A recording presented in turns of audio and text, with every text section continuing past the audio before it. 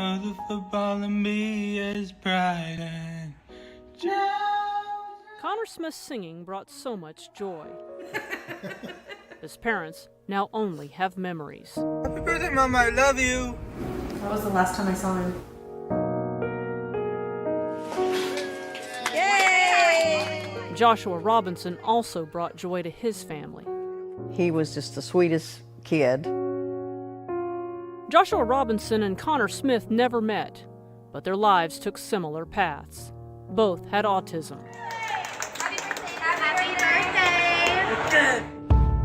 As Connor and Joshua got older, their families realized they could no longer care for them. And both died of similar causes in 2 different Arlington group homes run by EduCare Community Living, part of a network of homes across the United States. Joshua's stepmother took pictures documenting his condition. He looked almost like a concentration camp survivor. The images are hard to see, but his family says we must see them to understand what happened to him. How they could not have realized that there was a problem. He did not look like this the last time that we had seen him. In March 2022, Joshua got very sick. Visitors to the home say they found Joshua in bad shape. His back was to me in a wheelchair, and he was slumped over and kind of leaning on the wall. Kay Ray Smith used to be an EMT. I walked over and his abdomen was distended. I mean, he looked 9 months pregnant. She questioned Joshua's caretaker. I'm like, how long has he been like this? Oh, she said at least a week. She started filling me in. They would get in trouble if they called an ambulance.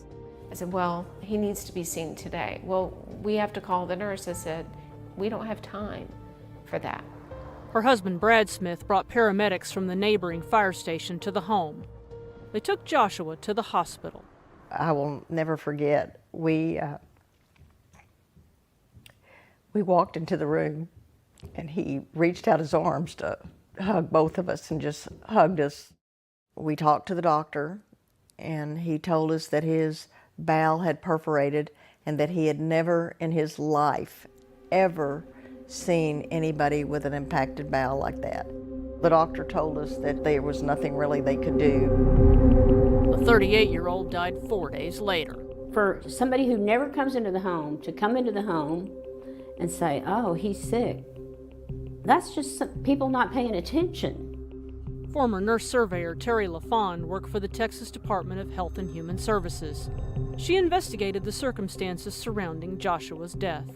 He was a young guy. He shouldn't have died from constipation.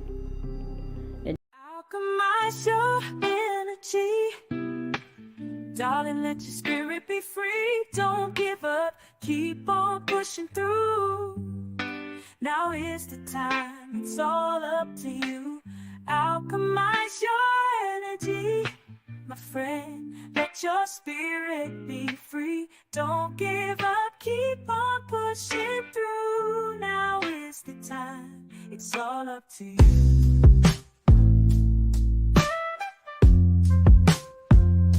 No matter the storm, but over tragedy. No matter the storm, but over tragedy. No matter the storm, we will always take flight. Keep on pushing through the darkness of night.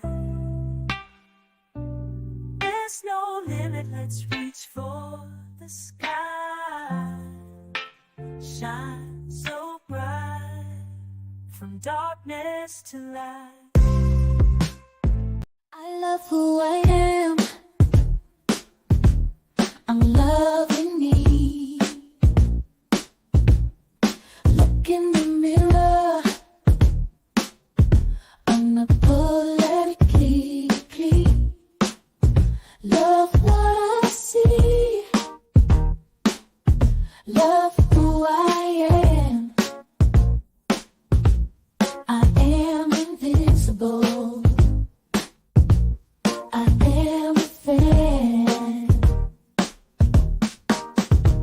My curves and my features, God makes no mistakes. I am successful, I am what it takes. I'm bulletproof, and I'm 100 proof, and I love who I see, because I'm living my truth. I'm invincible, I'm incredible, a star in the making. I reach past the clouds. I'm invincible, I'm incredible, and no one can stop me now. I'm invincible.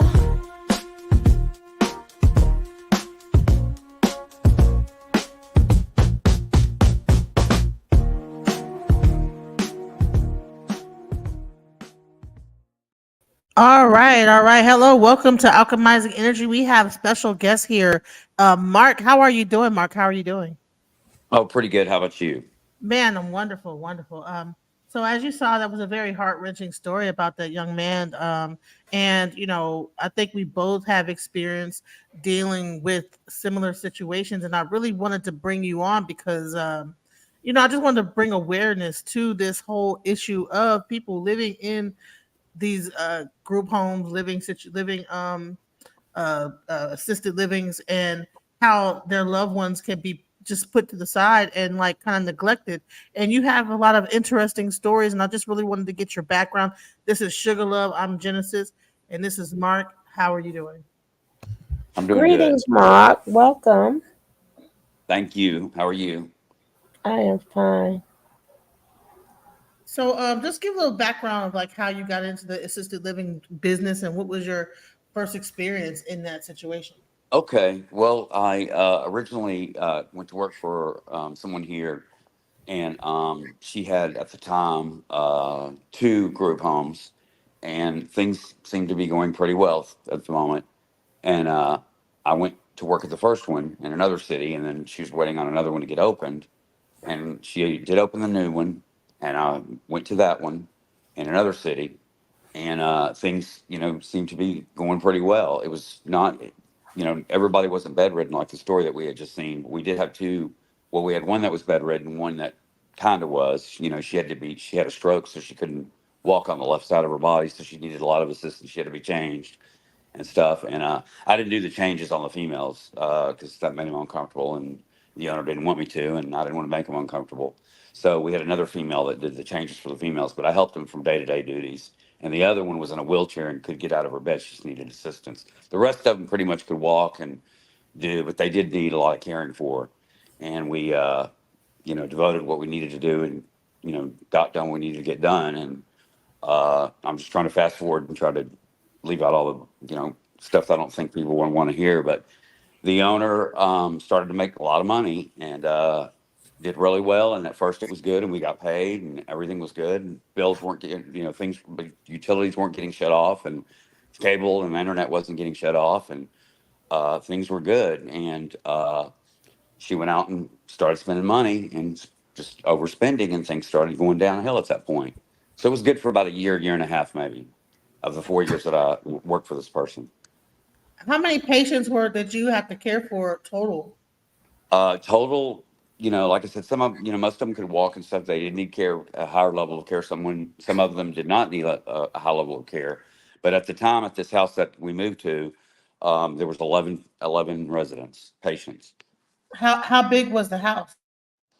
It was a 4 bedroom that had been converted into a 7 bedroom, and they took the garage and built 3 bedrooms for single, for one person only, and then they took some of the living room and cut it off and built in 2 single rooms there.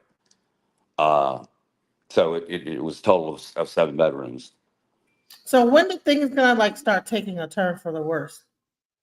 It really got bad when things started getting shut. The utilities started getting shut off. Electricity never got shut off. The water did several times. Excuse me. And she was be on the phone with the people, and wanting rent early and asking for more deposit because they were a higher level of care. And then she would let some people come in, and just to get the money she would let them in for a lower amount, and then their level of care would be a lot. There was one specifically that was paying a very low amount. There was people that did not need near the level of care that she did, and she was a lot of trouble. She was feisty, but overall she was just funny. I liked her, but she wasn't paying what she needed to pay. And the owner would not go back and try to renegotiate with her people, I think, because they put it in stone. They weren't going to pay anymore. That's all they had. And then she would try to get more money out of other people. Specifically, I remember one guy, he, liked to wander off a lot, but he could walk and he was able to take showers on his own. And, he had his little disorders, but uh, the mother could not take care of him because she couldn't be around smoke. He smoked. She had a lot of disorders and issues she was dealing with. And he paid a pretty good amount of money, 1800 a month, which I felt was a little high for what he needed to be, what his people needed to be paying. And I specifically remember a situation where I finally called her on the phone and told her what was going on. The state came in and raided one of her houses, and after they left, she packed everybody into some cars and, sent them to a hotel and had the residents living in a hotel. And Wait, I so talked to the so mother so wait, what did why did the residents end up in a hotel? because the state came in and was asking where the owner was, and she was always in the background. She never wanted you to give her name and wasn't there a lot. And Wait, so why did the state get involved? Like, what was the catalyst? they were called because there was a lot of in and out the front door, and I guess the neighbors started seeing a lot of people there and overcrowding, and it didn't look right in the neighborhood. And they How came. many people by that time were staying at that house? By that time, we were at another house, and I had come to the house late that night because I was at another house of hers that she moved from with my stuff, and I said I wasn't leaving until my stuff got moved. So I came to this other house where everybody had moved to, and I got there about 10:30 at night, and the next day, the state was at the foot of my bed, waking me up, telling me, what's going on here and this and that. And we had a conversation. He was real rude at first, but he saw that I was real cooperative and real respectful. He says, "Do you have any mattresses around that room back there?" I said, "No, I don't. I got here late last night." And he says, "There's 9 mattresses. There's no box springs. There's no frames. They're laying on the floor, and they're about 10 inches apart. Some of them don't even have comforters and pillows." And I didn't know. I mean, I got there late, and he was, explaining the situation. But they come in with the state and with, their people and APS, Adult Protective Services, and they did an inspection, talked to people, whatever. When they leave, because this happened before at one of our homes, they're usually going to get a court order or whatever, and they come back a few days later, and everyone's got to leave, and they take everybody and they put them in assisted living. So they pay for it, and they find them housing elsewhere. Before that happened, she was able to move all the residents to a hotel and kept them in a hotel. And Wait, but how many total residents was it? So this was not in the house with 7 bedrooms. How many no, bedrooms? this was later on down the line. This was in another city where Okay, she so did you're kind this. of skipping around. So Yeah, I'm kind of just yeah. APS came, and there were how many people in the house? I would say there was she bought 5 hotel rooms. She had everybody in those hotel rooms like sardines. It should have been But four how many people. people were in the house when APS came? About 25? Probably, I'd say probably 15. 15 people in a how many bedroom house? 4-bedroom house. So it was a 4-bedroom house with Yeah. 15 people. Yeah, she would take the living rooms and make them into a bedroom and put sheets in the doors, and it's just real. So she had people on the floor, sleeping on the floor? Oh yeah, and the living room with sheets in the ways of the door, so I guess they'd have some privacy. Uh, it gets worse. I mean, it's a lot worse than that. But yeah, she had them everywhere. And what would happen when someone's loved one came to visit them? They didn't notice that. She strongly recommended against that, and she was able to keep that from happening during COVID. She made me, because I did all her clerical work stuff for her. I was a really good attendant for her, and I would do the signs and print out everything. And she just said, due to COVID, no visitations will be allowed, and she had her phone number on it, and they could call her if they had any problems. And she was able to dodge that and keep them away.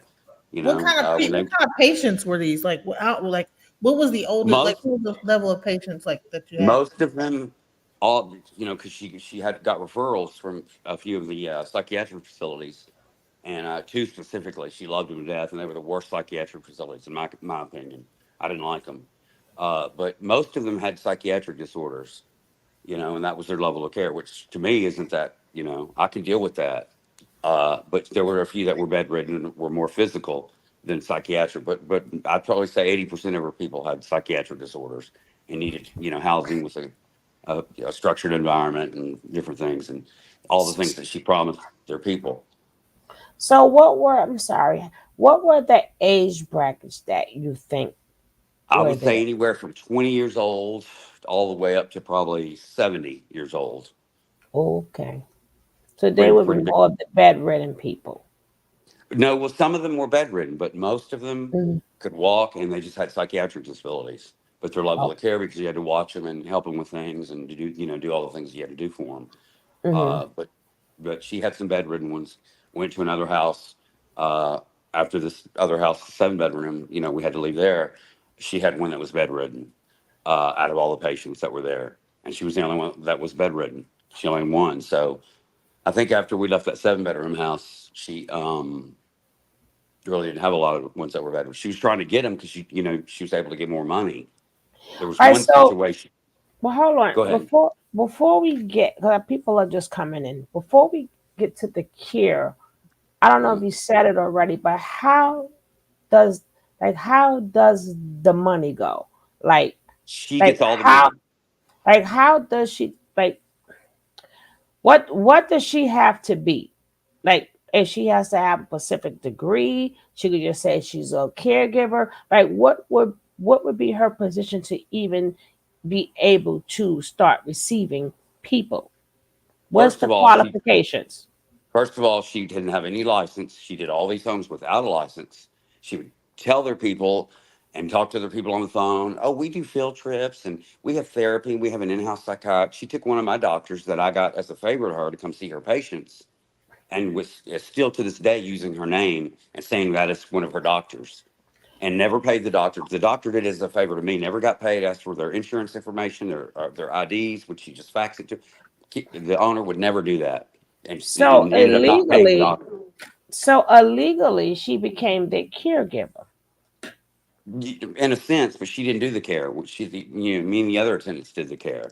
No, but I'm saying when she's pitching the idea to get the patient, she's Oh yeah, getting them she to actually there was a become few her. patients. Hmm.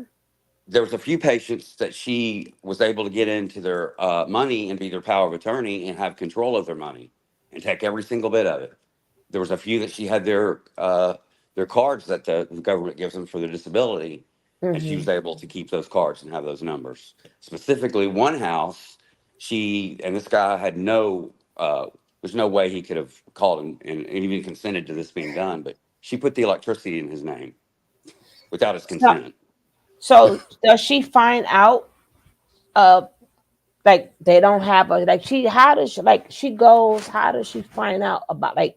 Does she like look at their records and find out they don't have no family, or these are people who's left there and they probably said, oh, they don't have no family. She's like, oh, okay, now I can get them now because there is nobody there to overlook me and see what I'm doing. Like, how does that process go Well, of her it's every choosing the situation. people? Well, every situation's different with her, but she's very good at manipulating people and telling them anything they want to hear and getting the highest amount of money. There were residents she was getting $3,500 and $4,000 a month for. Uh, but she tells them the people anything they want to hear. Some of them don't have anybody, but they have disability, and she's able to get into that. Some of them she talks to their family and is able to get in with them. Specifically, the one that I was talking about a while ago, the guy that had a psychiatric disorder, that the mother paid $1,800 a month and had a lot of things she was dealing with her own and couldn't handle him. There was a month, and it was the month one of the months because there are several that she had everybody in a hotel, and the mother had already paid the $1,800 a month rent, that she was supposed to pay to take care of him, paid it to her. She got another $2,400 out of the lady on top of the 1,800 that she got out of her already. And I found this out from the Mm-mm-mm. mother, and I told the mother to please get him out of there. I had resigned and I wasn't working there anymore. And he was at a hotel, and she, didn't know what to do. She was crying, and I helped her find him another group home to go to. Mm-mm-mm. Mm-mm-mm. Yeah. So if anybody got sick or 'cause I'm quite sure they need medication and stuff, but how Mhm. is that handled? Okay, it was handled at first. Like I said, it was really good. I know a lot about medications. I was in the process of getting my medication aid license. I felt it would add to her services. I've done a lot for this person we're talking about. A lot, paid bills, done signature loans for her, put electricity in my name, lend her money, bought food for the residents. Domino's or this and that, and done a lot of things for her as it just gone way above and beyond what I should have done. But when she moved everybody to the hotel, like I said, what was your question? I'm sorry, I'm going off. Can you repeat what your question was? Far as their medical needs, how Oh, was the that medications and handled? stuff. Yeah, yeah. Or just their medical. Remember, she got bedridden patients too. They got to get changed. They got to get Right, medicine. So how was right. that done?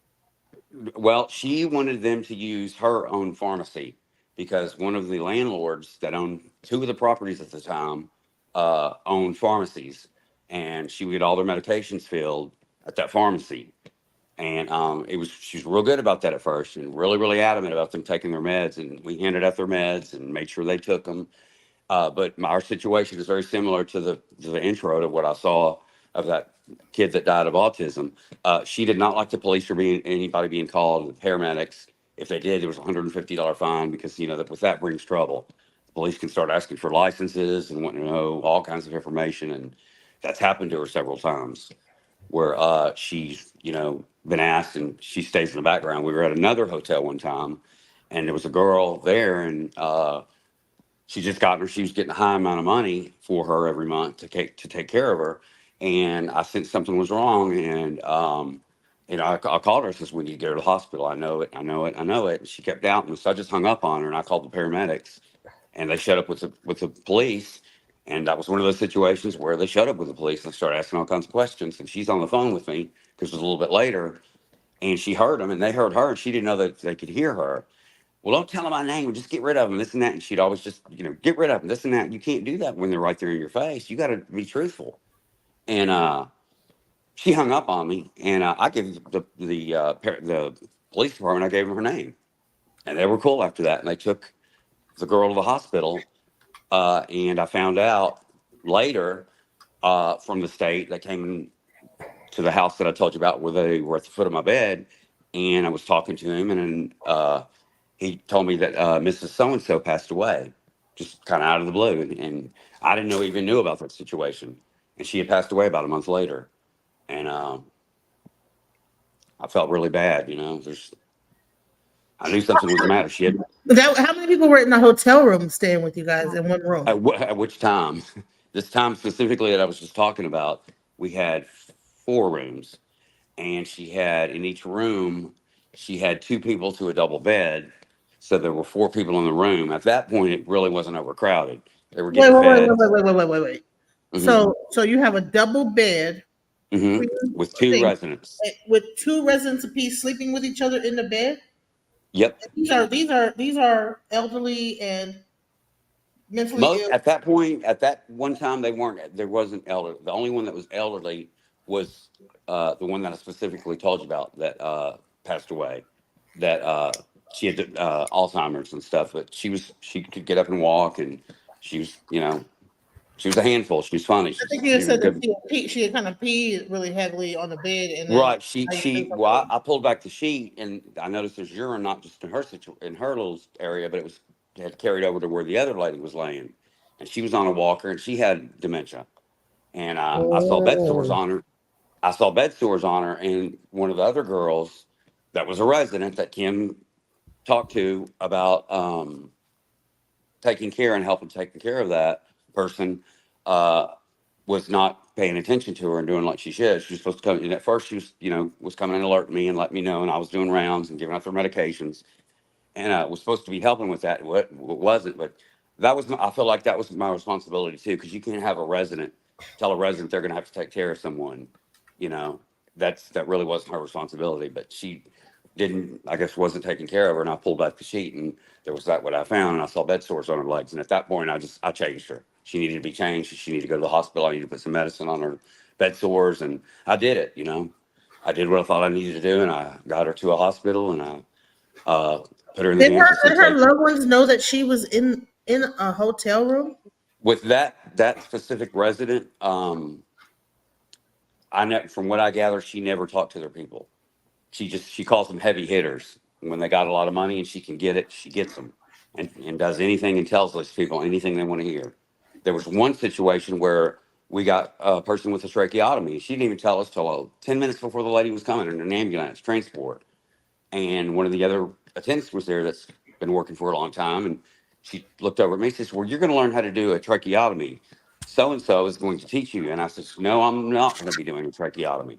I'll give them medications and I'll help dealing with that. And I'm real good at that. And I know my medications and I know my disorders. I'm not going to do a tracheotomy." And at that point, Right, the you have to be. electricity You had, have to like go to like school to learn how to do a I think tracheotomy. so. I think you got to really be trained with that.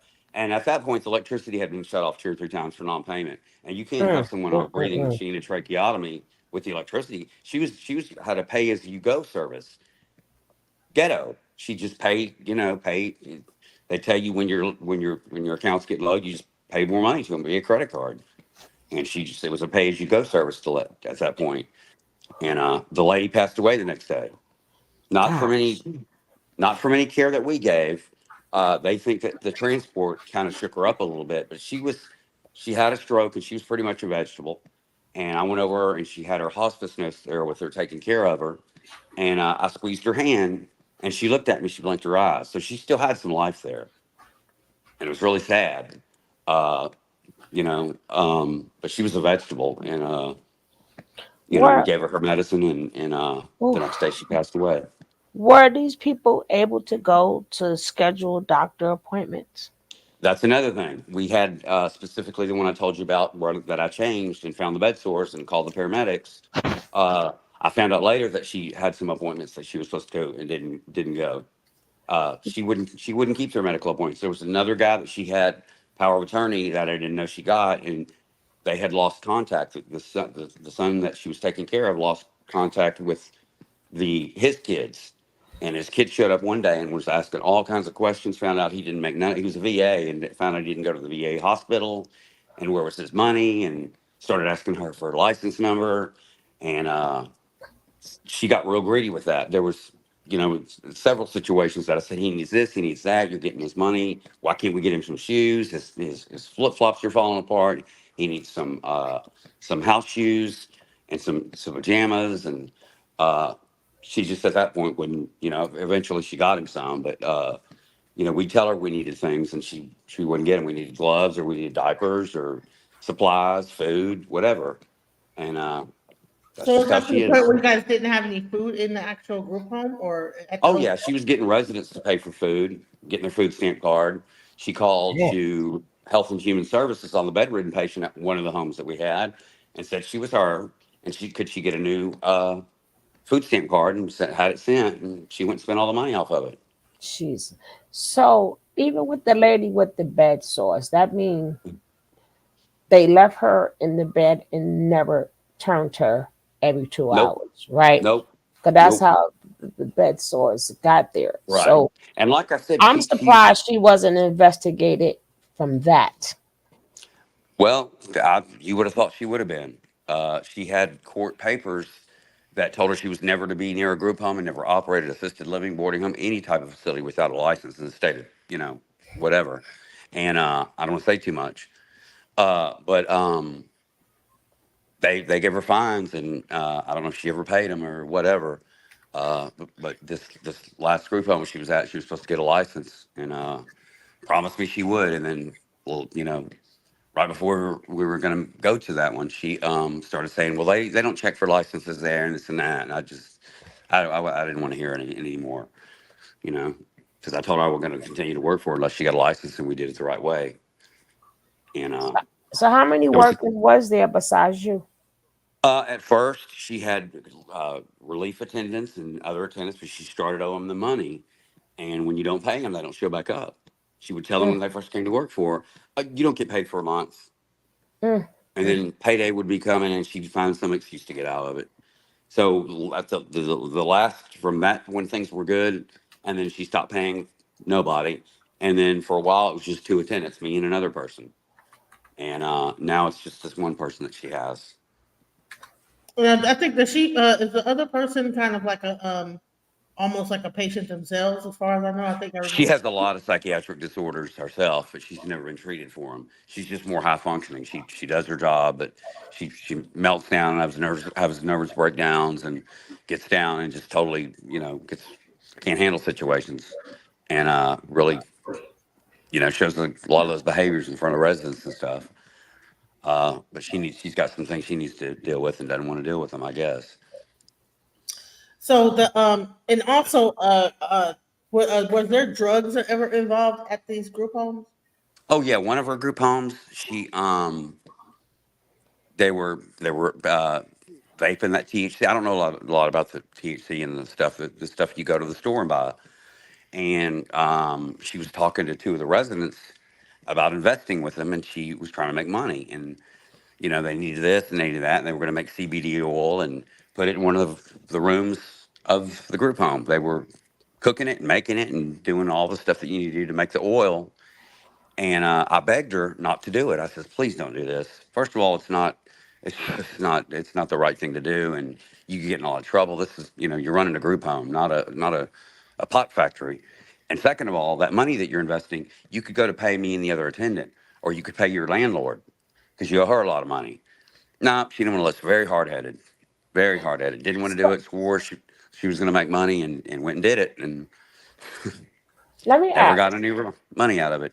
Let me ask. With all this money disappearing, where Mhm. do you assume it was going? Like, did you see her like with a car, like dressed to the T? Like, where do you think the money was going? Because you see her That's every the day. So if that's she the still funny looked the thing. same, or yeah, Yeah, she did. She would get her nails done, but I think she would pay her bills, but she wasn't buying expensive things, and she didn't have the nice cars that she did. She's driving her mother's car, which was completely beat and run down. Didn't have a car, never, always out of money, and taking the money. And I really don't know. I know this last time she was trying to get because she would always get nice. I got to give that to her. She would get nicer homes in nice neighborhoods. She never owned them. She leased them. And she found this one home that's close to $1 million home. It was way big. It had 3 thermostats in the home. It was huge. But that's what she likes to do now. She likes to get a big property and get as many people in as she can. And I told her why not start out modest and then work your way up to something big. And she wanted to do the big one. So all the money that she was getting from these people at that time was going towards this big house because it was a big down payment and a big first month's payment. And she didn't pay the landlord the last month and the month that she owed her for the current month. And all that money was going to this new house to give to these new owners to get in this new house. So I don't know where the money How went. much did she pay the new owners to get the new house? She paid them. The rent was 45.37 a month, 4,537 a month. They wanted first month and deposit equal to the first month.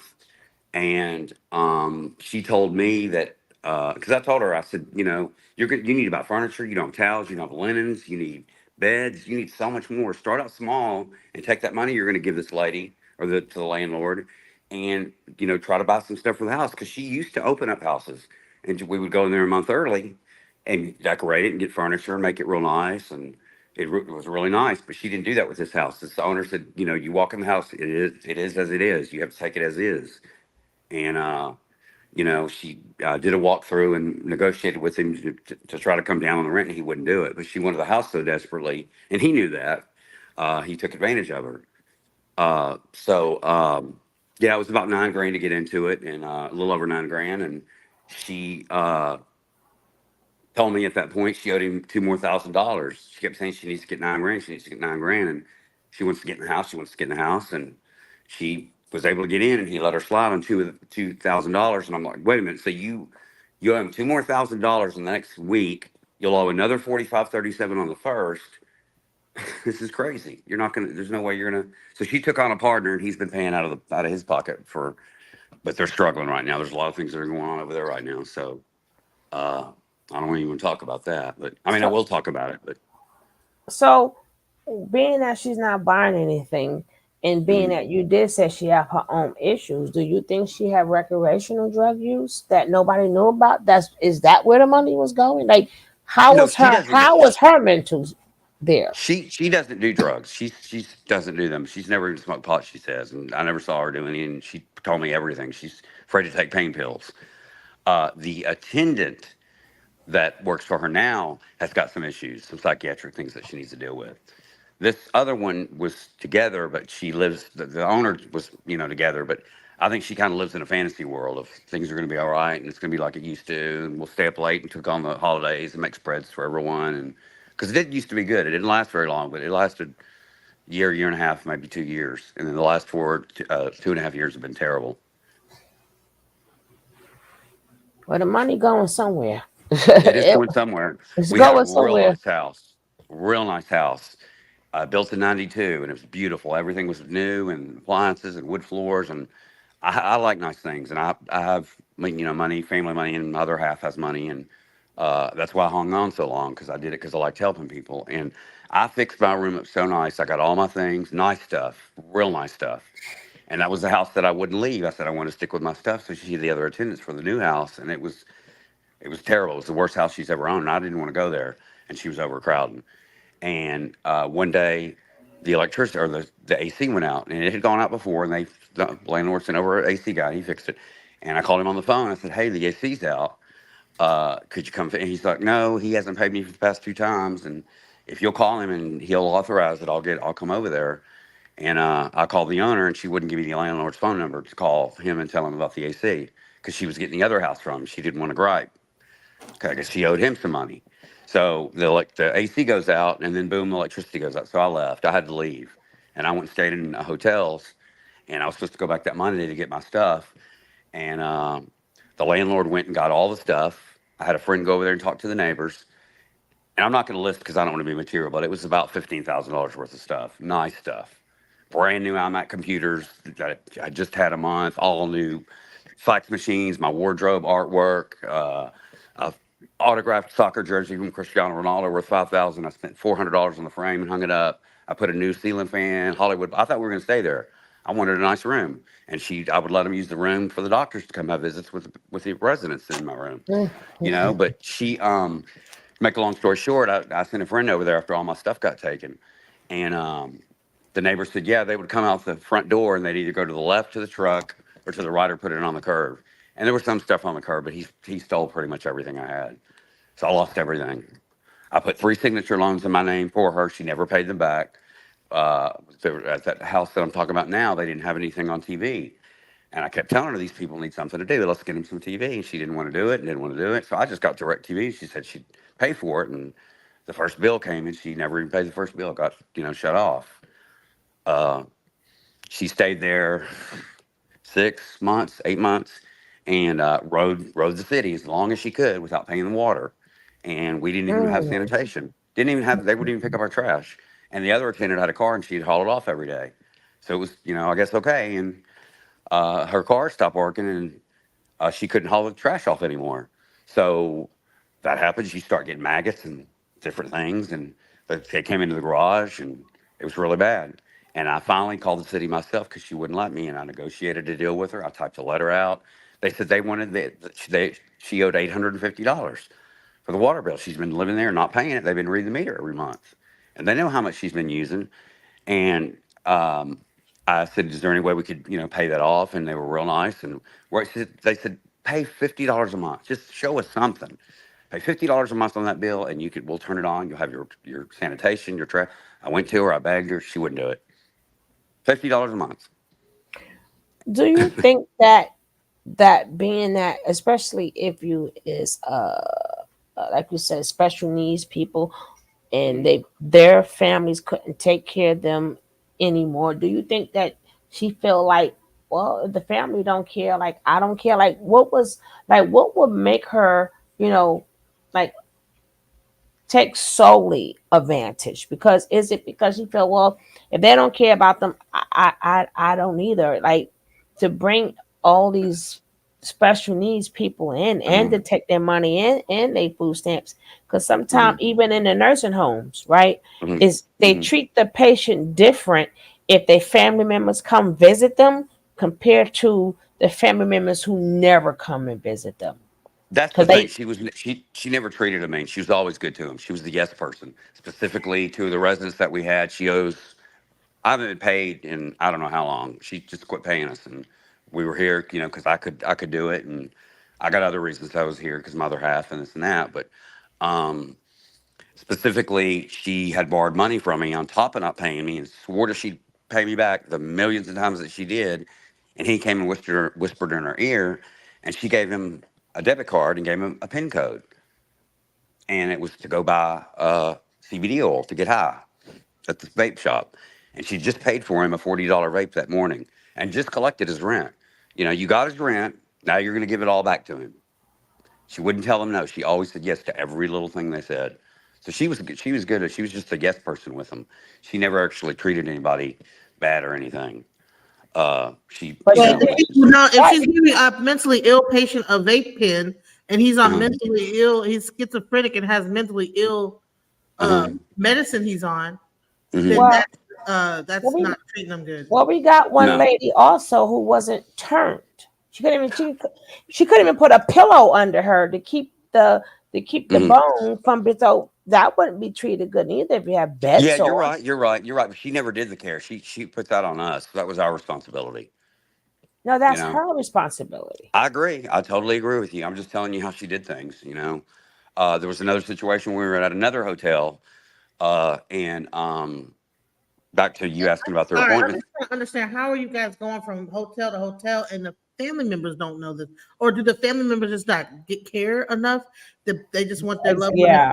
to be away from them so bad that they're willing for them to be in a hotel like two to a bed? Is it really that bad?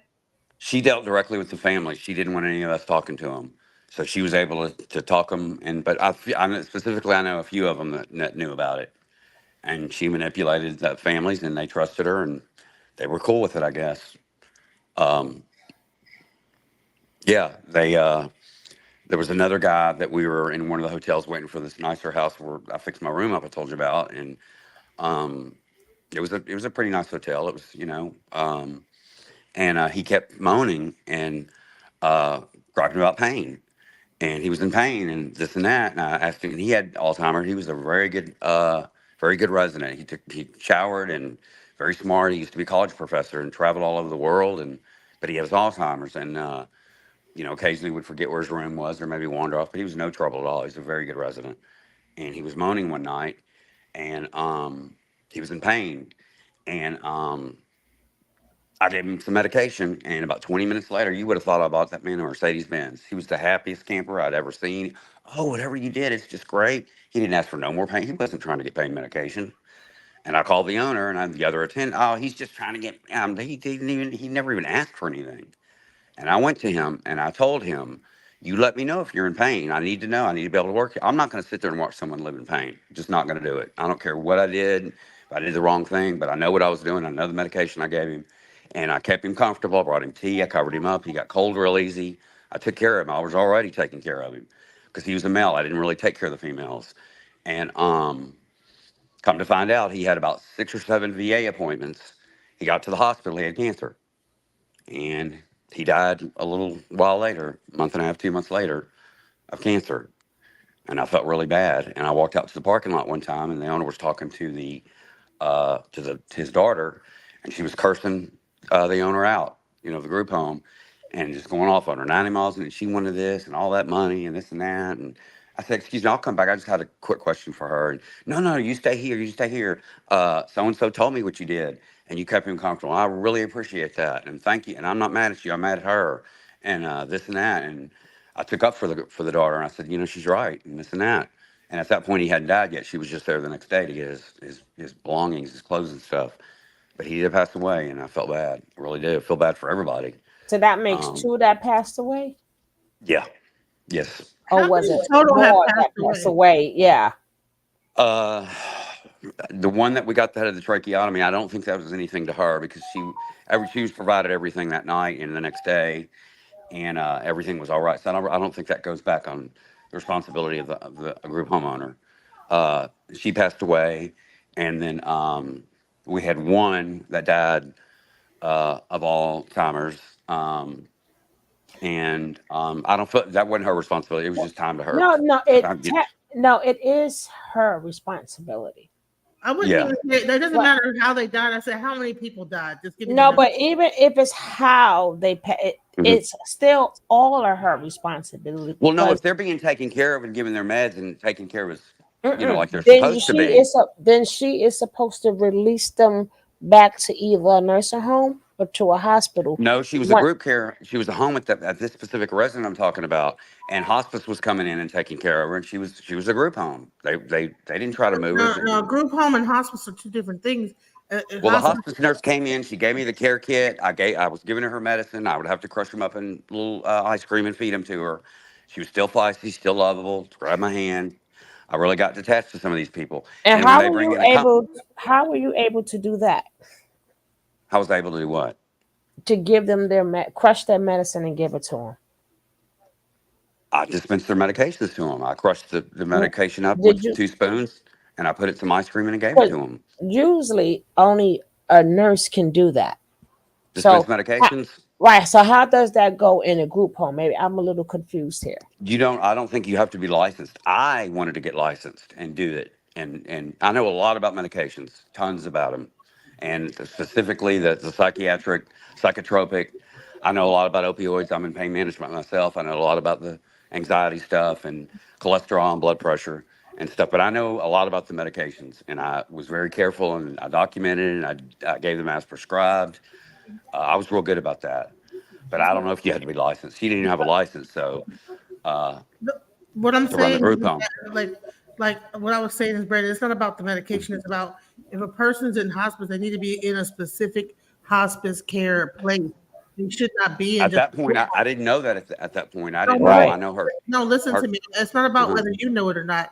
The person that owns the home knew it. You know what I'm Correct. saying? Yeah. So you don't have to be defensive. I'm just trying to say No, I'm not. that I'm some not. of these but people were in the wrong spot. Like Yeah. if they were on their last leg, you know what I'm saying? She had no business having those patients, you know, because there should have been a 24-hour nurse on staff, not like a caretaker, but a Well, nurse. why didn't the hospice nurse order that and put that in place if that was the situation? Because she had the hospice nurse come, and I've had a few of these situations where they're like on their. Honey, she probably lied like she lied to everybody else. She probably did, but let me tell you how this works usually. In the past 3 situations that I was in, specifically the one where she died the next day and we got her the night before, the one that had the stroke, the hospice people come in and they bring what they call a comfort kit. And that's to keep them comfortable because they know she's not going to be living for about another week and a half. And it's usually morphine, Ativan, which is a benzodiazepine, and it's an anxiety like Valium or Xanax and some other stuff, 2 or 3 other narcotics. And when they do that, they bring that in, and you're supposed to give that to the patient to make them comfortable. They don't want them dying in pain. And I gave them the medications that I was supposed to, and the hospice nurse brought that to me, and was asking about care and questions and this and that. And I just assumed that was what we were following format. I didn't know that we were supposed to go into assisted living at that point or to group home, to a nursing care home. You have to have that has to be a nurse that does that because exactly. Because that's a narcotic. So like that's because it has to be a nurse because of the doses of medicine, which has to be prescribed by a doctor. Right. So it can change at any point in time. And it did. And when they would change, I would get the new medications with the frequencies and dosages on the medication bottles. But the only way I'm trying to explain to you, the only way that it can be changed, it has to be through the doctor. So even if the person is there, the doctor himself is supposed to come there every day to give you guys instructions. Nope, that didn't happen. No doctor ever came. It was all prescribed sent to a pharmacy, and it was picked up by the hospice nurse. That's a violation within itself. A doctor, I didn't know that. What if that person pressure is high, or what if one medicine is not going with one medicine and they have to up? Remember, they in hospice care. What if they have to up the doses? Only a doctor can prescribe that. So, what if the medicine that she was getting, whomever was getting, was not enough, or maybe it was too much, or maybe they needed to change it? A doctor has to come check it every day in order for even you to get to the medicine. That's why I asked you, how were you able to do that? Everything is done under doctor instructions, and the doctor writes it out. Job, or either the owner told them something they needed to hear, because the doctor never showed up, and I remember it like yesterday. No doctor ever came. Well, yes, a lot of things. Yes, it's a lot of things you may not know about. Yeah. And honestly, I believe that she's putting you at risk of like we could have been. I mean, especially if this family would have decided to go after anything legally, you would have been at fault because, well, not at fault, but they could have held you liable and tried to say that you were wrong for even administering the medication to their loved one because you didn't have a license. And that's the thing that's so dangerous about what this lady was doing. Right, because nothing is supposed to be done without the doctor. Nothing. And then, especially with the patients that's mentally ill, their medicine changes all the time too. Yeah. So I don't know how she was able to pull this off, or what doctor she had in her She pocket. did, but again, I was taking my orders from her and the hospice nurse, and even the ones that were. Even with the hospice nurse, The hospice nurse never came to me and said a doctor's going to be here next week. She needs to see her. She never once said that to me. Right. To me, that responsibility falls out of my hands. I didn't know that. No, not on your hands. That falls on the hospice nurse hands, and that falls on the lady's hands. Because there's no way a hospice nurse. Remember, the key word is nurse. Even though it's hospice, she's still a nurse. A nurse. I ain't never seen a nurse write a prescription in any of the 50 states. They can't write. No. Exactly. So how was y'all able, not you, how was this hospice nurse able to bring a comfort kit and bring all these different medications without a doctor's okay? The doctor wrote the medications. They were in his name. They're written in prescriptions. But the doctor never checked the patient, though. So how is this? That's on him. That's not on me. You can't write scheduled narcotics and not be checked on. It's not on you, baby. We're not gonna ever blame you. Okay. All right. We ain't blaming you. We're trying to basically talk about like where this whole thing was being done incorrectly, you know? Okay. You can't have a person that's on their deathbed or a hospice or like in like their final chronic stages of care without having the proper people and around the clock care that they need. So that they can, so that when it's come their time to go, they can be comfortable. They can be, they're not suffering. Well, specifically, and I guess I agree with y'all, because when we had the one that died the next day that we'd only had one night, that when she told me I was going to learn how to do a tracheotomy, and I said no, I'll do medications. I'm good at that, and I'll stick with that. And I was real good. I kept documents and records and did it all by the book. She kept all the psychotropic medications and those kinds of stuff that was non-narcotic in a filing cabinet with a lock on it in her office at this place where the lady died the next day. And I kept all the narcotics locked up in my safe, and they were safe, and nobody ever got to them. And I did it right, but I was the hospice nurse was there, and we gave her some of her medications. We had to crush them up and put a little water and some other medicine in there with it, a liquid medicine, stomach medication, and crush them up and put a little water in it and put it in a huge syringe and feed her, the same place that her feeding tube would go in her stomach. And some of the stuff was doing an IV. And she said, the hospice nurse said give her an Ativan. That's a benzodiazepine. It's in the same family with Ativan, with Klonopin and Xanax and Valium. And I got it, and I did it right in front of the nurse. But hold on, Klonopin and Xanax is the same thing. No, they're a benzodiazepine. They're not the same thing. They're different different properties. But so you don't get addicted, they give it a clozapine. Because the Xanax is clonazepam is a Klonopin, right? Klonopin is like the newest, even though it's 25 years old. It does have less addictive properties. Exactly. So, but technically, but it's still a benzodiazepine, and it's still a narcotic. Family. You can still have withdrawal seizures if you take it too much and you suddenly stop. It's all the same thing as the benzos. Exactly. So how do you give them the same thing? I'm not understanding. I didn't give them the same thing. She wasn't on Klonopin. She wasn't on Klonopin. Okay. She wasn't on Klonopin. She asked the nurse to give her an Ativan. That is the benzo. It's a different kind. It's called lorazepam. That's the generic name. And I gave it to her in a syringe in her IV. She had an IV with fluids, and then an IV, or not an IV, but a tube that we give her medications crushed up in her stomach. I did the ones in her stomach. And then the nurse asked me to give her an Ativan, and she gave me the stuff, and I gave it to her. I gave her 0.5, and I injected it in the IV. Did it like it was supposed to. But she wasn't on Klonopin. She told me to give her lorazepam, which is Ativan, which is benzodiazepine. Same family as Klonopin. Klonopin just has a longer half-life. It's got less addictive properties, and the doctors seem to like it more. Valium has a longer half-life. It's been around for 100 years. Mm-hmm. But I gave her the Ativan like I was told, and the nurse told me did a good job. Not one time did the doctor ever show up, or did the nurse ever told me that the doctor was going to show up. So, I can remember specifically the husband came and told me the husband was cheating on the lady that we had in care, the one that, died the next day. And they showed up with her medications, and her hydrocodone wasn't there, which is a pain medication, a Schedule 2, And I was crushing them up, and I said, I can't understand. Well, the husband didn't want her to have that. I couldn't believe it. Why would he not want his wife to be comfortable? And I was crushing them up, and I told the nurse that they didn't have it. And that's when she told me to give her the Ativan. So some of these people some of these relatives are cold as fish, if you ask me. So Man, there's no way a relative should ever be able to call any nurse. do what now? I don't think any relative should ever call any nurse and be able to tell them not to Yeah, give they said not to give it. Well, I don't know how he got involved and kept her from getting it at the pharmacy, and doing that. But the hydrocodone wasn't there.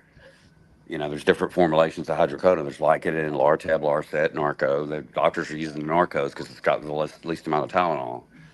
But all it is just a different amount of hydrocodone, which is a narcotic compound, and they put acetaminophen in with it. And the Narcos only have the 300 milligrams worth of acetaminophen because you're not supposed to take a lot of Tylenol. It's not bad for you. It's not good for your liver.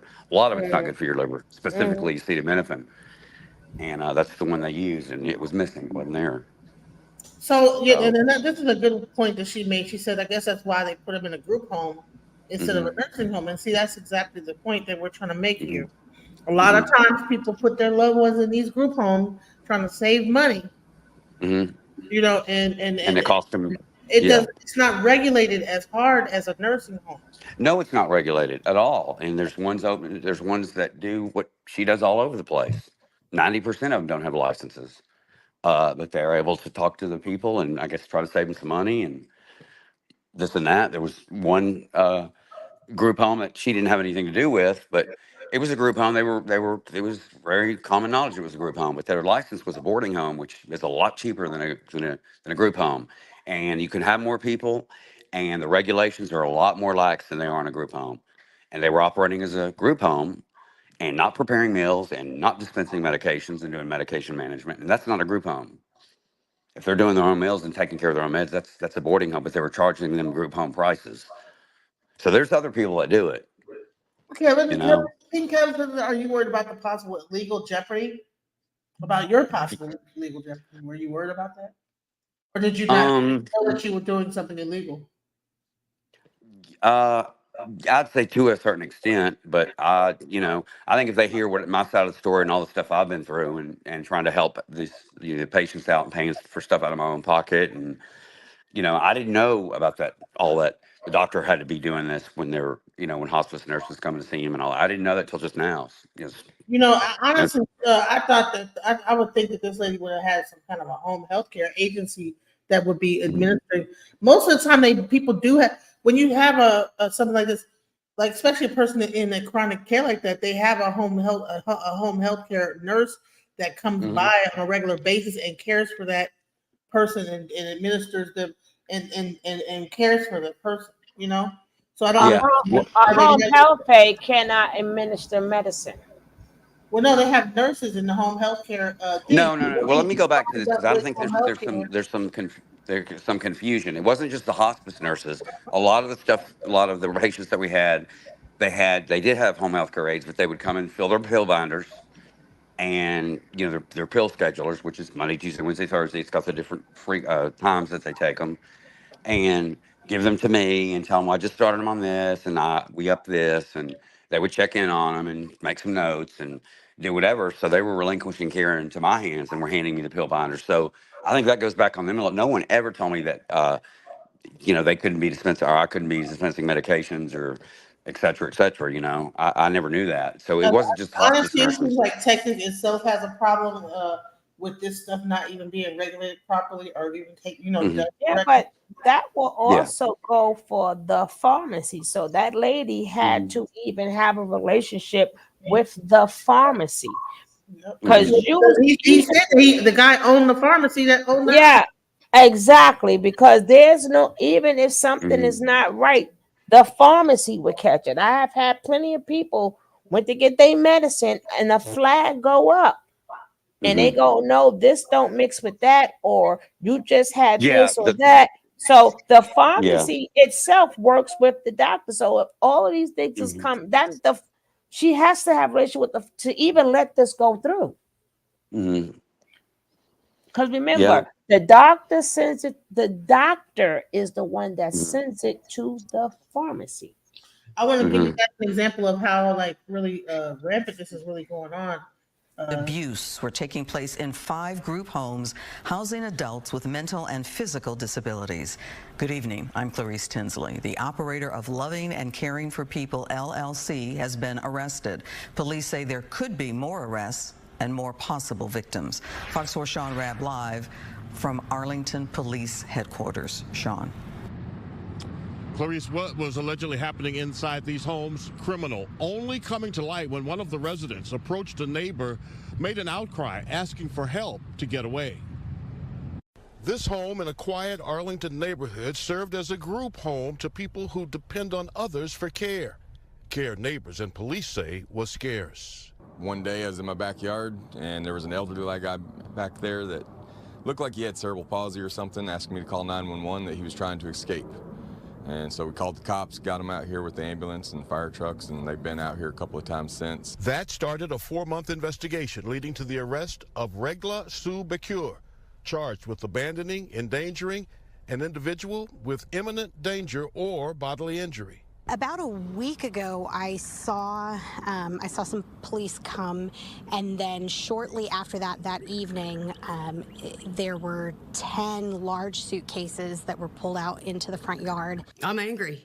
Lieutenant Kimberly Harris leads the Arlington Department's Behavioral Health Unit. 5 group homes operated by Becure across Arlington, Mansfield, and Grand Prairie, part of this investigation. Some of these individuals were not mobile. They were unable to leave their bed, or they were wheelchair bound. In one instance, a gentleman was wheelchair bound. However, he had no wheelchair at the home and was unable to go around getting anywhere in the house. He had to crawl. He had scars from crawling around. Residents, police say, were neglected and their debit cards abused. Deceased clients' possessions, like vehicles, allegedly kept by Becure. One of the first things that we set off alarm bells for us was the amount of people that we suspected that she was caring for, the conditions in which we found the individuals, and other things. Again, it's an open investigation, but there were some warning signs as far as the care for these individuals. Police wonder if there are more homes and more potential people suffering silently. So obviously we want to reach out and see if there's others, because these homes are very easy to start, and referrals are very easy to get from hospitals, so they could be everywhere. We know of that many. So here's what Arlington police want to hear from you. Putting a number on the screen right now. It's a recorded line. Call and leave a message. There are no really licenses for these group homes. Anyone can open them, and there are really no state regulations. There are many of them across neighborhoods, your neighborhood, in fact. Most give care with compassion, but some, and Arlington police say at least these five did not give help, but hurt. In fact, took from folks they were supposed to give to and did not treat their clients with dignity. And this is why I thought this was an important thing to bring up. Yes. As we get older, or even if we have a person in our family that ends up with a mental illness and we feel like we can't take care of them and we just want to throw them into a group home.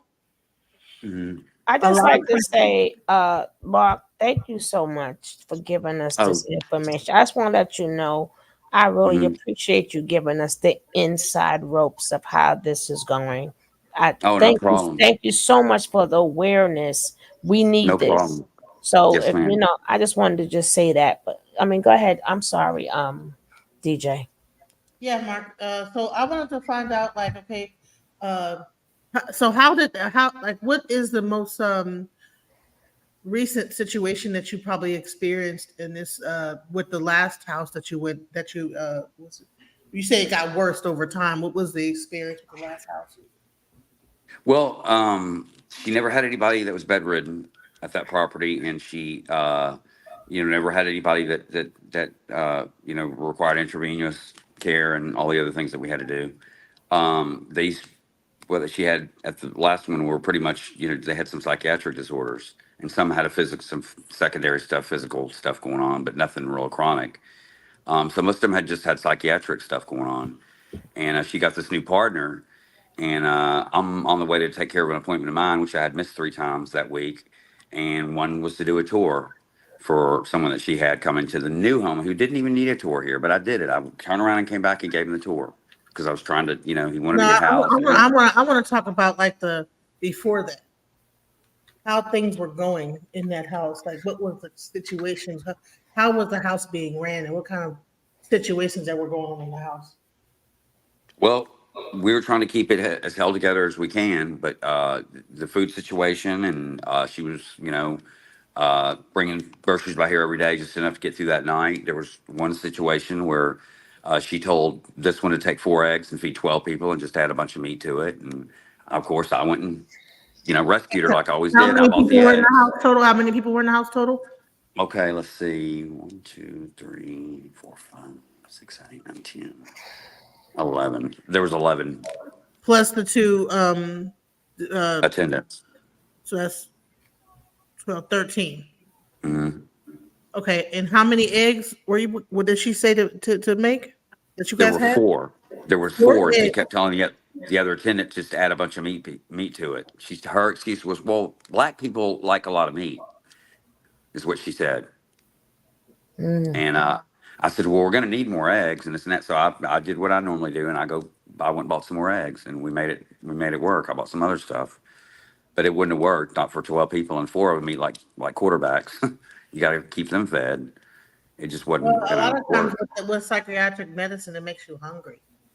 Yeah, it does, and I like having food for them. I like being able to give them a snack when you give them their night medications and stuff. I know it makes them hungry, but I could only do so much if the food wasn't here or there. I couldn't. I could continue So to did help out they and buy all get with. a check, like a Social Security check? How come they didn't have money to buy food? A lot of them were spending it on pot and drugs, and that's where they'd go spend their money. And then they'd come to her for cigarettes, and she'd buy them their cigarettes and give them whatever else they wanted just to keep them at her group home. So So they she would get enabled a a lot of whole bunch of things. cigarettes, but not no food. I guess the cigarettes Right. were like Yeah, making. and they would get food stamps. They would get, a lot of them would take their food stamps and go buy a bunch of junk food and eat it in the rooms where they were not supposed to be, and leave wrappers everywhere and go through it real quick. And then some of them gave their food stamp cards to her, and she bought groceries with them.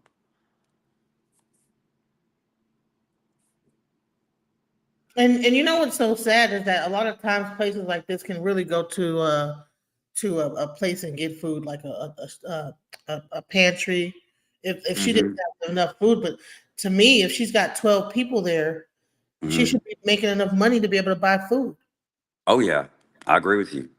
I mean, how much She do told you me think when the average each person was paying in rent for that place?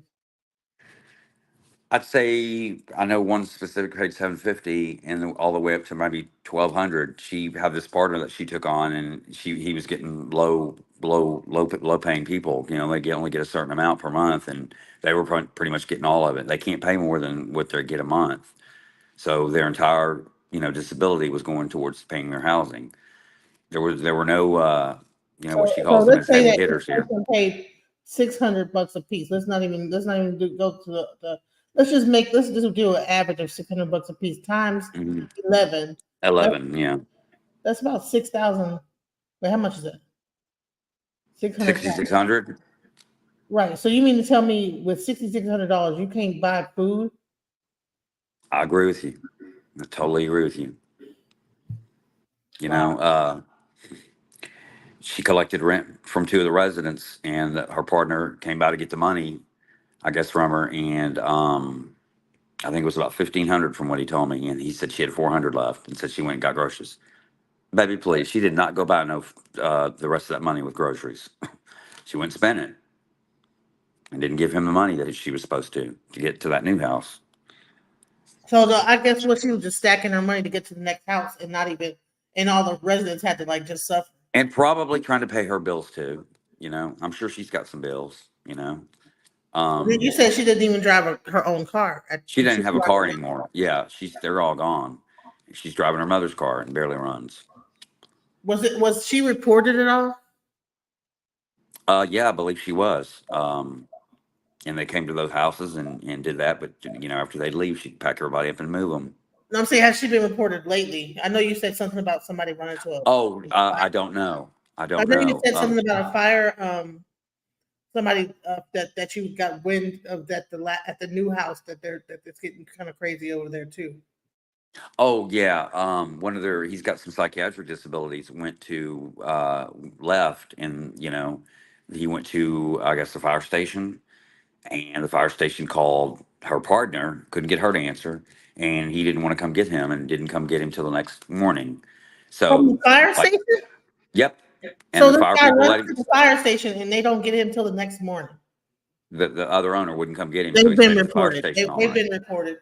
Oh, they've been reported. Yeah, you can count on that. At least one person made a call to the APS or something. No, the fire department have to report that. That's adult. Yeah, that's what I'm saying. One person made a call, or they call their superiors or whatever. So there's been something started. I'm absolutely sure. And the police have been called out several times to the group home where she's at by a resident. And when that starts happening, that sends up red flags. The police start, you know, getting other people involved. So it's going to happen. It's just a question of when, you know. Yeah. So why don't you report them? Why don't I? Yeah. I've contemplated doing it, and I've wanted to do it really bad, but I just thought about maybe the consequences. A lot of those people want to have a place to go. I thought about that. I'm not scared. Whatever happens, I'll take responsibility. I don't lie. I don't sugarcoat things. I'm real upfront. There's, you know, some So you're situations. more like, okay, if she get, but honestly, I don't know. Maybe they should go to a better place. But you know what? It seems like that it isn't no better. I mean, are all the group homes kind of like janky like this? Is it?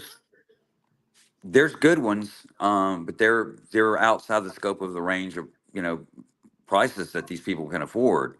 From what I've seen that are ran correctly. We came and picked up and did a transport from another group home to the other one with the resident. And he was really good. I worked with him and real good. Worked with his sister who took care of it, you know, paid for his rent, and he was at a real nice group home. It was really nice, and it was minimal. You know, they had the amount of people they're supposed to have in each bedroom. They had nurses there, and it was done right. But the sister didn't want him there.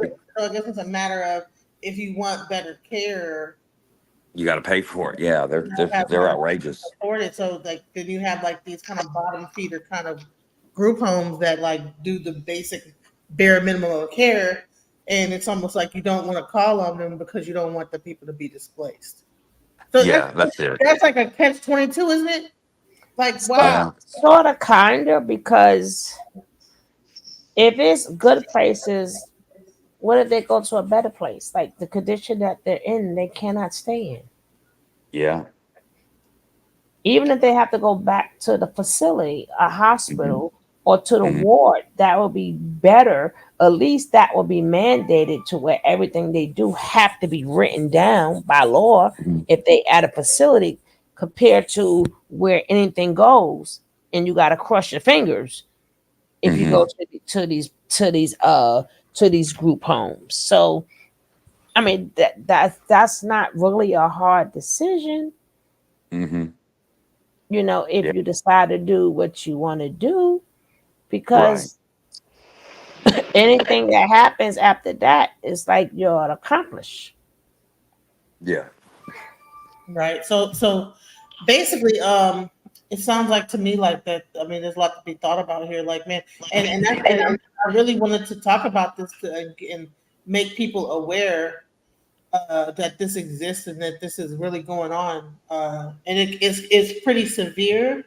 It's a really big problem in the Texas area. You know, I don't know why, but I think that you know, it's pretty. So. Maldora police say this surveillance video shows a disabled woman being abused by caregivers at a group home earlier this month. The video shows two different angles in which staffers appear to shove and punch the woman. Police say at one point, one caregiver can be seen placing her foot on the woman's head and then lifting her other foot off the floor, transferring all of her weight onto the woman's skull. In the arrest affidavit, detectives say the act could easily have caused great bodily harm or even death.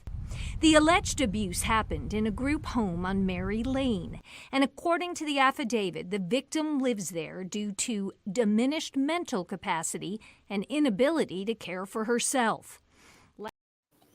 So you see what I'm talking about? Like, it's like, do you see how many people were in that house? Oh yeah, I sure do. This right there. It seems like this is what everybody's doing. They're shoving a bunch of people into a house. I mean, there was barely enough room for everybody to sit down. You know, I mean, how many people? I mean, how that house is a single family house. That house is not that big, and No, to it's have not. that many people in that house, you know, that was crazy. You know.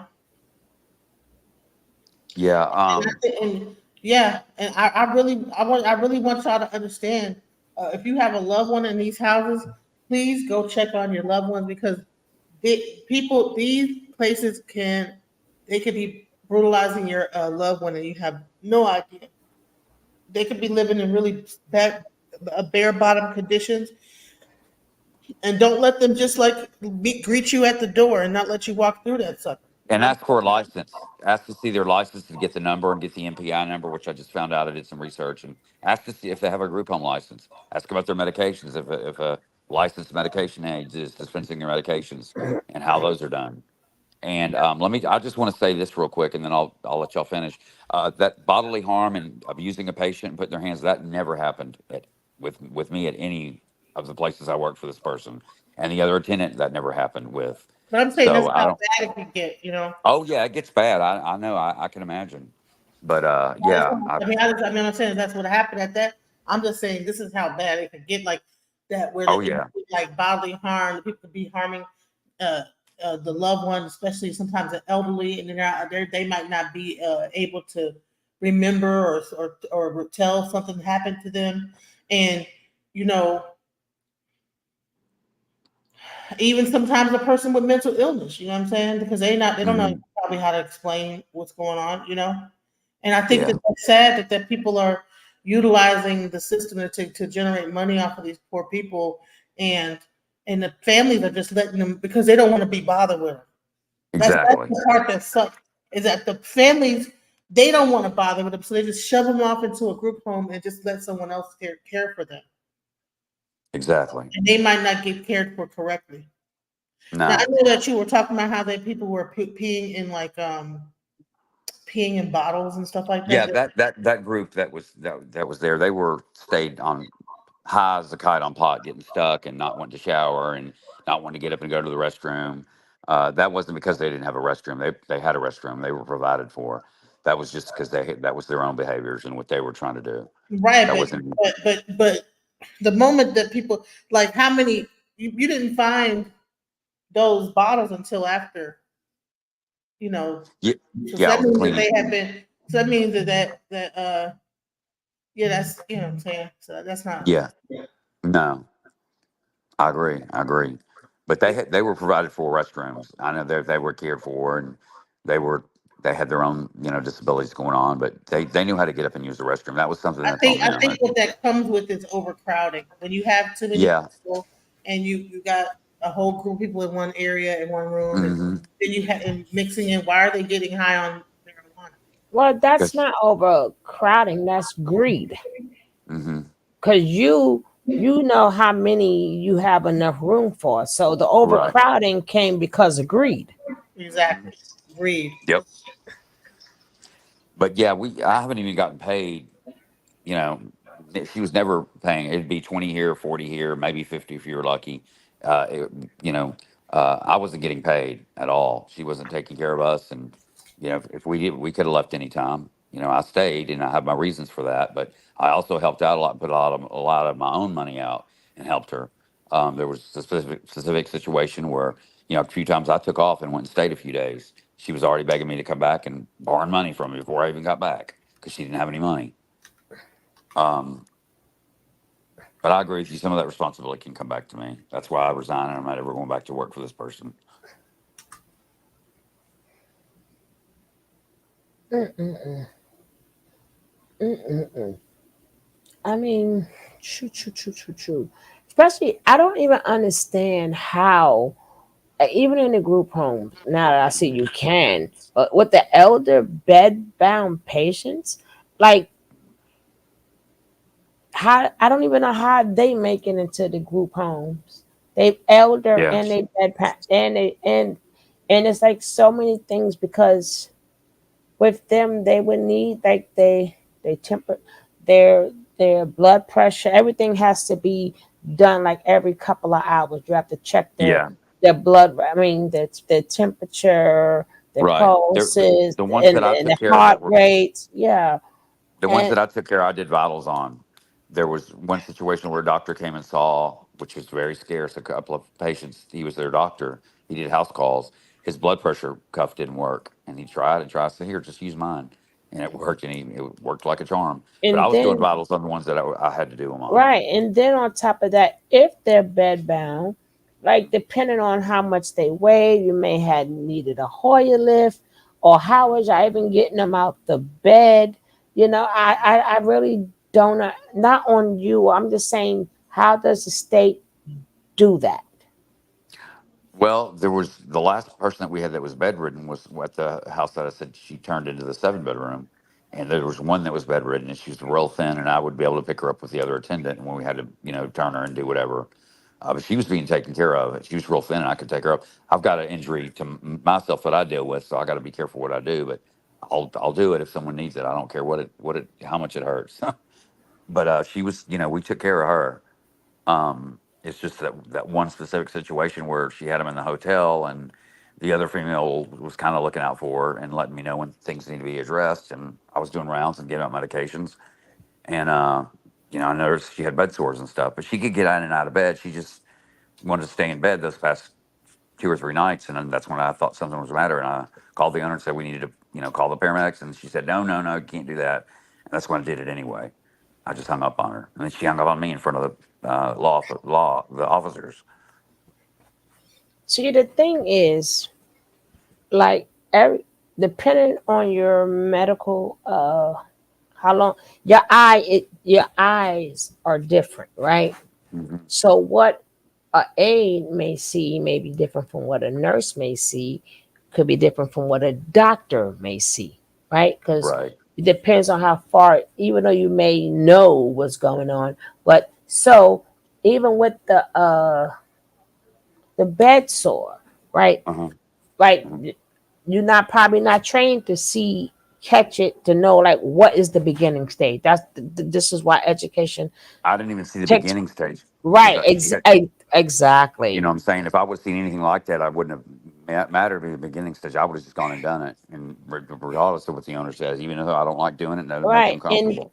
Just even to make, even just by knowing it's supposed to be a pillow on the side and her on the pillow on the point, the side that goes into the bed, right? I mean, right. it's especially with the elderly patient, it's a lot that goes in because you have to be like really, really gentle with them, right? Like I Oh, said, yeah.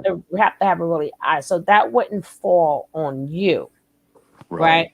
That will Mhm. fall on her, but it's not even her nor you. It's a shame that they watching the video that DJ, how they want these people gone so bad out of the facility. It's like, okay, I'm a group home. All right, I'll take them. And they're just so quick to dismiss them to these group homes without even doing a thorough research on these people. Even the licenses, like the state doesn't come up there like every month. I mean, this is insane. So my gripe right now is not with you guys, is with the system itself. Oh, yeah. Oh, yeah. They're I think it's out of control, and they're trying to police it and do it right. But And I think that what about the daycare aspect of it? Why weren't they going to like a daycare? The owner was working on that with the daycare facilities that she was involved in. They had to have Medicaid as their primary, and a lot of the people had Medicare as their primary, and they couldn't be accepted unless the Medicaid was paying for it because there was some situations where she used group homes, but a lot of them wouldn't want to go. And she thought, oh, they're going. I'm like, no, they need to go if that's the deal and that's the rule. And it would come down to going, and they wouldn't go, and she would be afraid of not getting that money every month. And she'd let those. She'd I mean, try to. I mean, even them staying in a hotel again. How does the system know that these people don't even have a steady spot? A hotel is not a home. I agree. How is the system? This is something that has to be done with the system. So people like her cannot get away with things like this. Yep, I agree. If they put more heat on her, she will have to do what's right. But you're gonna keep telling me you keep moving 15 to 20 people, staying in different rooms. 2 patients are never supposed to sleep in the same bed ever. No.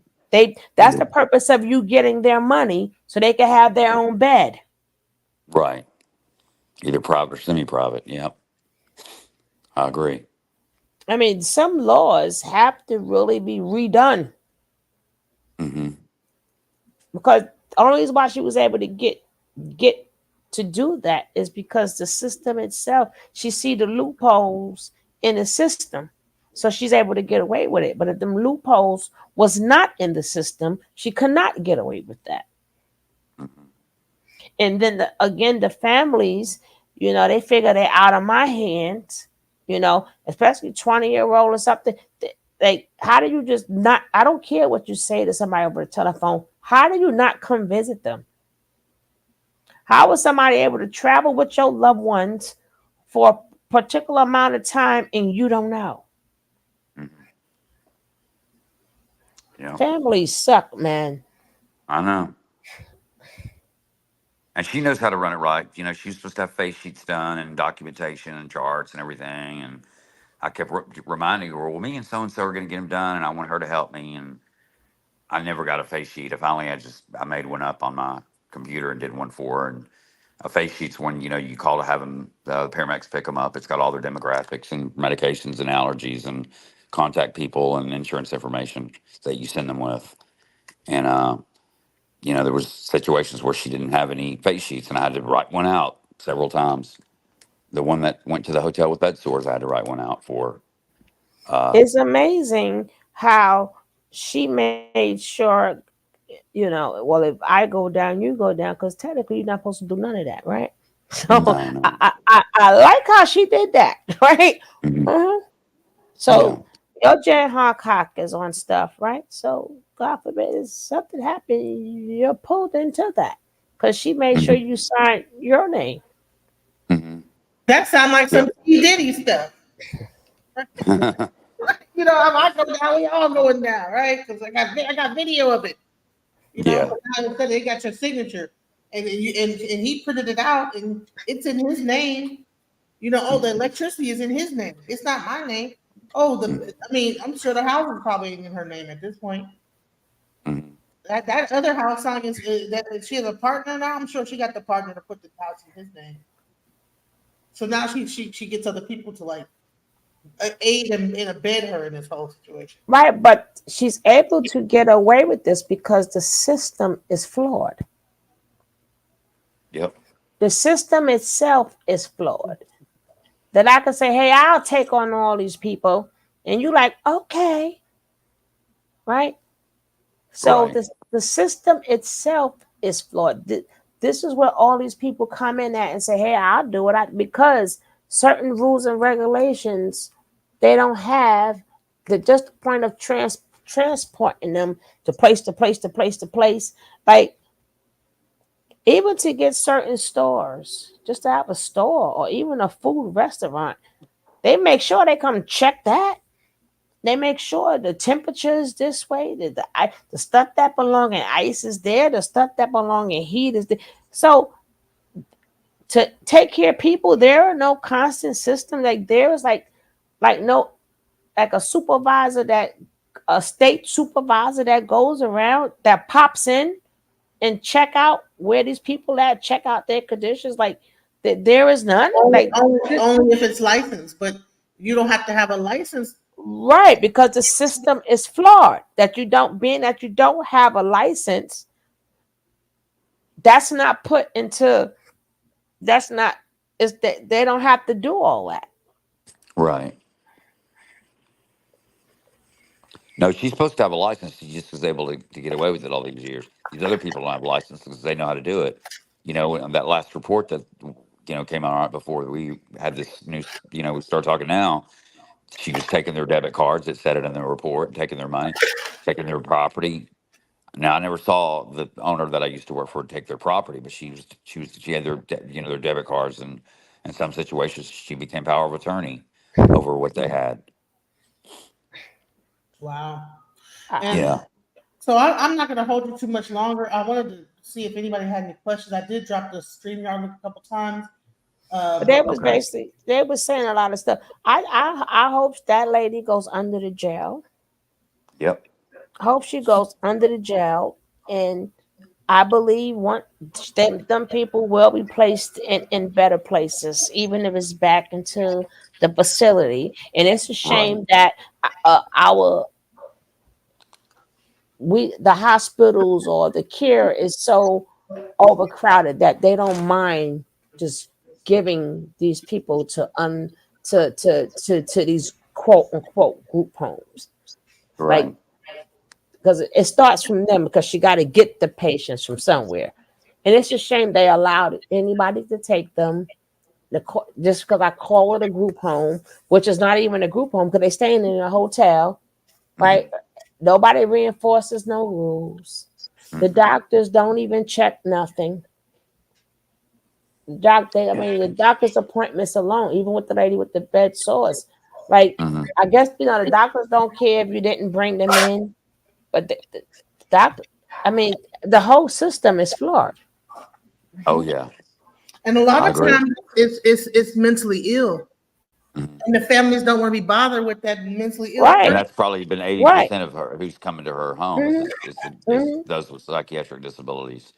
Yeah, they might not feel safe with that loved one, or maybe the loved one's too much to deal with, and so they're just willing to let their loved one be with any situation. So they do like that 60 days at the psych ward, and then they get picked up and shoved in some group home somewhere, and Lord knows what them conditions could be.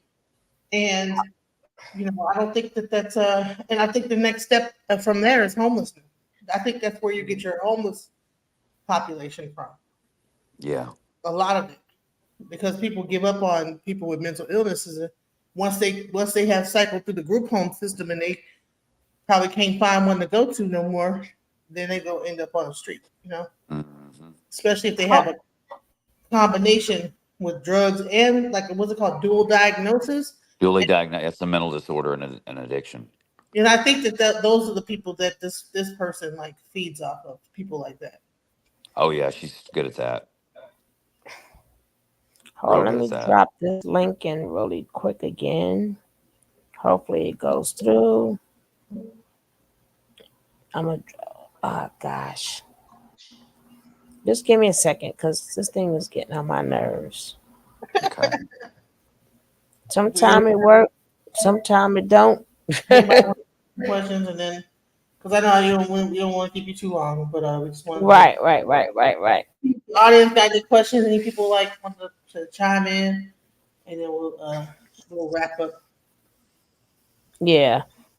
But okay, it's in the chat. This thing been playing with me all this time. In between time, hey Ivy's Creative Flow, hey Angela, hey Nick, Lakeisha, Nene, No One Really Matters with Kat. Kev is not here. Hey Kev. Anybody I missed? Oh, my Bush babies. my replay gang who is going to watch this, I dropped the link in there. Whoever would like to ask a question, come on. You could.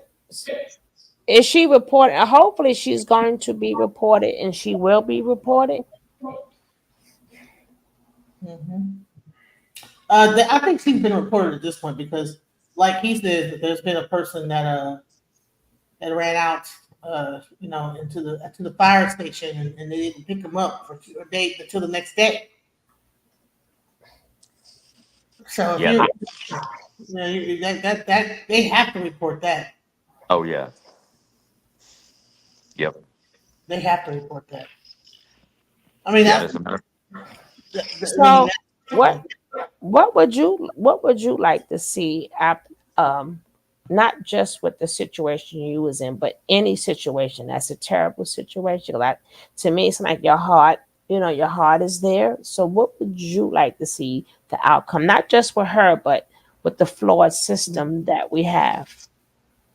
Just being able to keep a tighter control of what's going on and have some rules and regulations that are stricter for getting these group homes open, even the ones that do have the licenses.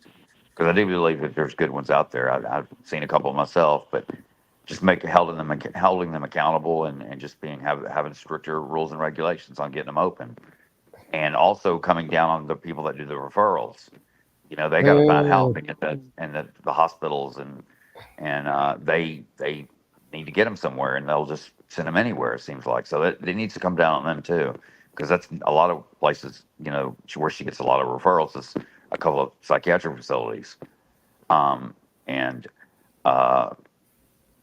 I just think it needs to come down on everybody. Make everybody the rules and regulations. Make everybody follow a format and be stricter on the guidelines. I think where the lack of care comes in that, because even though they have the hospice nurse or whatever, but they don't want to pay for the nurses. That's why they don't want them in a psychiatric places, because nurses, that's $60,000 a year, right? And you gotta pay for the nurses and the aides and the all these other things. So that's why they want to push them out, because it saves money. Medicaid pays for that. Huh? Medicaid pays for that. That's most of the people on Medicaid. You're right, but if they in the facility, Medicaid has to pay more. So they don't have a problem of pushing them out, because that's half of more money Medicaid has to pay. It may seem like it's a lot of money, but if they was in the facility, it'd be double. Oh yeah. Because you got nurses around the clock. A doctor has to be there. The aides have to be there. House cleaning have to be there. So it's much more cheaper to get them out, because they don't want to pay the money. Remember, you're paying for everything if you're in the facility, a psych ward, a hospital, a nursing home, or wherever. That's a round the clock care, and that's down to the food, the people who's serving the food, and then that would be 3 meals a day. You got to pay for the cook.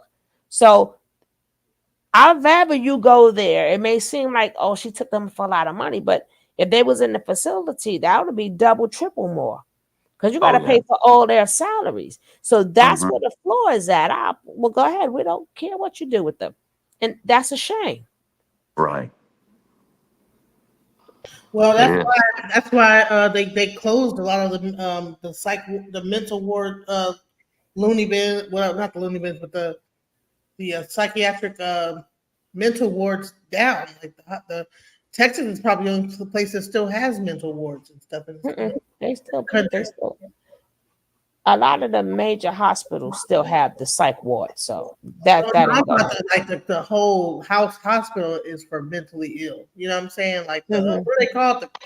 They used to call them the crazy house, but a psychiatric insane or whatever they call it. Girl. You sound like you taking us back to the 30s, 40s, and 50s. The crazy house, like, it's better names now. Damn it. Yeah. Jesus. I can't with you. She's Yeah. gonna take us back to the 20s, right? The crazy house. The mental Insane asylum. the same But asylum. they closed them. Oh, Like he man. actually talking. That's what it is. I'm sorry, my But bad. that's what it is. It costs the state less money. And this is where more reports like this will force the state to mandate these places. They're not being mandated. That's why they can do what they want to do. They found out all the loopholes on what they don't have to do and what they have to do. And so they allow a lot of these private care people to get in the game, and it's not good. So correct, because they're not mandated. There's probably more that are good than bad. I want to like have like some hope, but for the ones that are we want them all to be the same, right? We want them all to be the same. It ain't about how many is good, how many is bad. We want them all to be the same. Have a standard of care. Right, exactly, a standard of care. All right, so we're about to wrap this thing up. Nobody came up, so. But please report. Please, when you get a heart and report her. Mm-hmm. So isn't he a mandated reporter? What is that? Mandated reporter. Mandated reporter means he was there. He's supposed to tell his findings, so he can still report. Yep. I think it would be a good idea to do that. I think it will cover your ass. What's it called? CYA. Right. You might think that you might get some slack from it, but no, I think that this person already has some issues that they've or you could put in an alert, anonymous alert, right? Yeah. Anonymous alert. Anonymously go check this out, right? Right. Yeah, because I think that if another person could pass, because especially if she's got a bigger location, that means that there's more people that could be in danger that she when she gets a hold of them, that's not getting proper care. Right. And then for the regular people, take it to your councilman, your assembly person, your senator. It can't just stop here, because as we've seen in the videos, this is what's going on. We got to get this, make sure they are managed. This is just one amongst many. We got to make sure standard care goes across the board. People shouldn't have to know that their child or mother or somebody is going. We don't know which one it is. But if it's standard care, right, at least they're going to do at least the standard, right? Right. So people, like I said, they need to take these videos and or find out in your community, like what is the standards for the group homes in your community? Right. We all have, in this point, we all have to take a stand. But Mr. Mark, I just want to share this before we wrap up. The global population of people aged 65 and older is projected to more than double from 2021 to 2050, from 761 million to 1.6 billion. This is due to a combination of factors, including declining fertility rates and improvements in health and longevity. So that means that we're going to have a huge elderly population. And so this is just a microcosm of a problem that is going to expand as time goes on, right? So right now it's just a little small thing in Texas, here and there, little stories you hear. But as the population of elderly grow, also the population of mental illness grows, you're going to have a lot of people that are displaced, and then you have these group homes that are going to start popping up around the place. And if it's regulated, you're going to have a lot of abuse and a lot of like horror stories. So that's why I wanted to bring awareness to this. Thank you so much, Mark. Thank you, Sugar Love, for being here with us. Right, let me just thank him again, right? Because he didn't have to do this. And thank you for opening up our eyes.